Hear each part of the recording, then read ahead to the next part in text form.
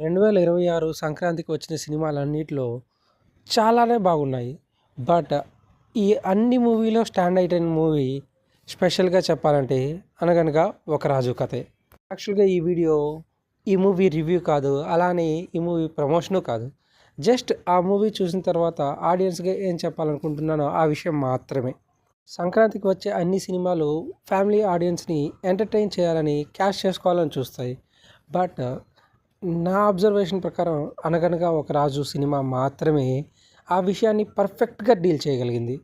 ఎందుకో తెలుసుకోవాలంటే ఇందుకు మెయిన్ రీజన్ ఈ మూవీ కథ తిరిగేదే ఇద్దరు డాబు కొట్టుకుంటున్నటువంటి, డబ్బులుండి లేనట్టు ఉన్నటువంటి హీరో హీరోయిన్లు వారికి తెలియకుండా ఒకరిని ఒకరు పడేసి వాళ్ళకున్నటువంటి డబ్బు సమస్యలను తొలగించుకోవాలనుకుంటారు.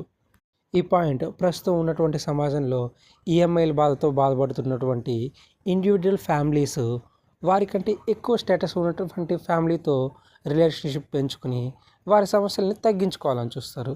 కానీ ఆ డబ్బులున్న వాళ్ళు కూడా ఇదే ఈఎంఐలతో బాధపడుతూ ఉంటారు.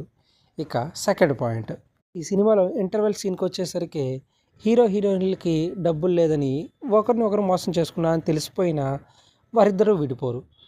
భార్యాభర్తలుగా వారిద్దరూ సమస్యని కలిపి ఎదుర్కోవాలని చూస్తారు.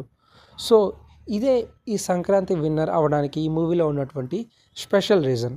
అఫ్కోర్స్ పెద్ద హీరో సినిమాలు, కేమియోలు, పెద్ద పెద్ద బడ్జెట్లు వచ్చాయి. కానీ బట్ ఈ మూవీ స్టాండ్ అవుట్ అవ్వడానికి ఈ రెండు పాయింట్స్ నాకు చాలా కనెక్ట్ అయిన పాయింట్స్, అలానే అందరికీ ఆడియన్స్కి అర్థమైన పాయింట్స్ అని కూడా అనుకుంటున్నాను.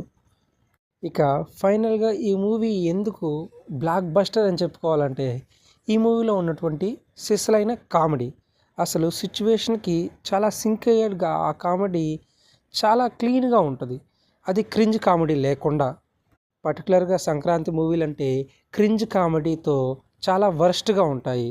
ఈ మధ్య దొరికిపోయిన సినిమాలు కూడా దొరకట్లేదు అని చెప్పి డబ్బా కొట్టుకుంటుంటే ఈ సినిమా మాత్రం చాలా సటిల్గా కామెడీ చేస్తూ ఆడియన్స్ని ఎంటర్టైన్ చేస్తుంది. ఫైనల్గా ఈ మూవీ చూసిన తర్వాత ఒక నీట్ కామెడీ చూసి ఆడియన్స్ చాలా థ్రిల్ ఫీల్ అవుతారు. So that is the impact only possible because of అనగనగా ఒక రాజు, నవీన్ పొలిశెట్టి. యాక్చువల్గా నవీన్ పొలిశెట్టి స్క్రిప్ట్ సెలెక్షన్స్ అన్నీ చాలా క్లీన్ కామెడీతో ఆడియన్స్ని ఎంటర్టైన్ చేసే విధంగానే ఉంటాయి.